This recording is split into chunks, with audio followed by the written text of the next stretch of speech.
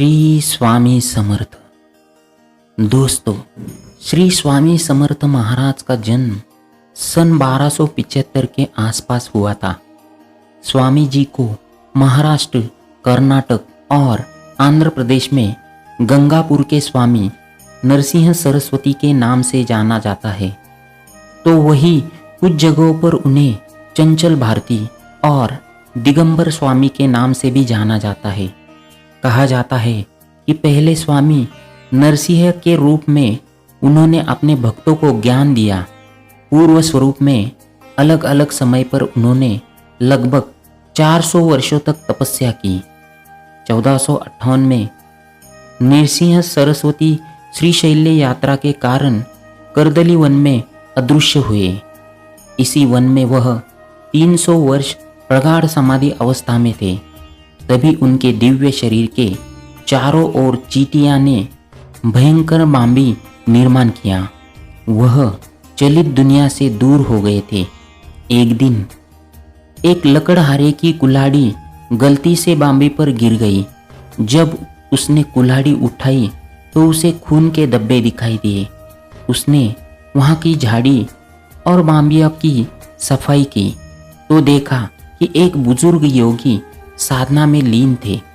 घबराकर वह योगीराज के चरणों पर गिर पड़ा और ध्यान भंग करने की क्षमा मांगने लगा। स्वामी जी ने आंखें खोली और उससे कहा कि तुम्हारी कोई गलती नहीं है। यह मुझे फिर से दुनिया में जाकर अपनी सेवाएं देने का दैवीय आदेश है।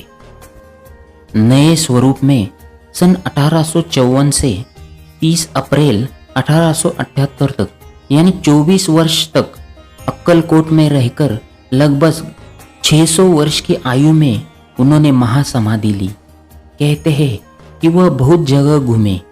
प्रथम वह काशी में प्रकट हुए। आगे कोलकाता जाकर उन्होंने काली माता के दर्शन किए। इसके पश्चात गंगा तट से अनेक स्थानों का भ्रमण करके वह गोदावरी तट पर आए। वहाँ से हैदराबाद होते हुए 12 वर्षों तक वह मंगलवेढ़ा रहे। तदोपरांत पंढरपुर, मोहोल, सोलापुर मार्ग से अक्कलकोट आए। दत्त संप्रदाय में श्रीपाद, श्री वल्लभ तथा नृसिंह सरस्वती दत्तात्रेय के पहले तथा दूसरे अवतार माने जाते हैं।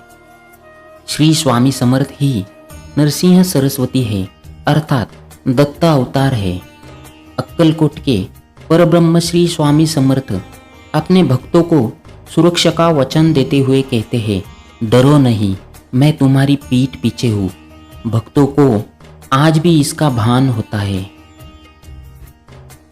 श्री स्वामी जी अक्कलकोट प्रथम खंडोबा के मंदिर में 1856 में प्रकट हुए। उन्होंने जन जागृति का कार्य किया। स्वामी गिरनार पर्वत पर अदृश्य हुए तथा दूसरे ही क्षण अंबेजोगाई में प्रकट हुए। हरिद्वार से काठेवाड़ के जीविका क्षेत्र स्थित नारायण सरोवर के बीचों बीच सहजासन में बैठे दिखाई दिए। तदोपरांत भक्तों ने उन्हें पंढरपुर की भीमा नदी की बाढ़ में चलते हुए देखा। कहते हैं कि स्वामी जी पैदा होते ही केवल ओम का उच्चारण करने लगे। 8 वर्ष की उम्र तक ओम तथा ओमकार के अलावा उन्होंने कुछ नहीं कहा। उनके जनेऊ कार्यक्रम के बाद यकायक वह चारों वेदों को उच्चारित करने लगे। फिर वह तपस्या करने कांची की तरफ निकल पड़े। उनकी भक्ति और तप से प्रसन्न होकर स्वामी श्री कृष्ण सरस्वती ने उन्हें दीक्षा दी। स्वामी जी शिव भक्त थे। गुरुओं की महानता के बारे में वह कहते थे कि गुरु के वचन मंत्र की तरह होते हैं और गुरु के बिना मुक्ति बहुत मुश्किल होती है। स्वामी समर्थ अपने शिष्यों से अक्सर कहते थे कि आलसी व्यक्ति का चेहरा भी मत देखो। अपने जीवन में यापन के लिए मेहनत करो और पसीना बहाओ। नशा मत करो। नशा आध्यात्म की पटरी से आदमी को उतार देता है। धर्म के रास्ते पर जीत अवश्य होती है। गुरु की कृपा यह साथ पाने के लिए अहंकार और शर्म छोड़नी चाहिए। वह कहते थे कि भाग्य का लिखा होकर रहेगा। स्थान स्थान पर स्वामी समर्थ के अनगिनत भक्त हैं।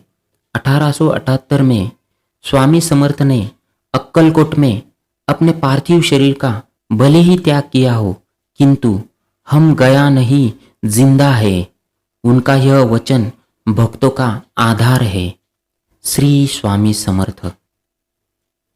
दोस्तों, स्वामी समर्थ जी के बारे में ये जानकारी आपको कैसे लगी, ये लाइक करके कमेंट करके हमें ज़रूर बताना और हमारे गॉड भक्ति आराधना इस चैनल को सब्सक्राइब करें।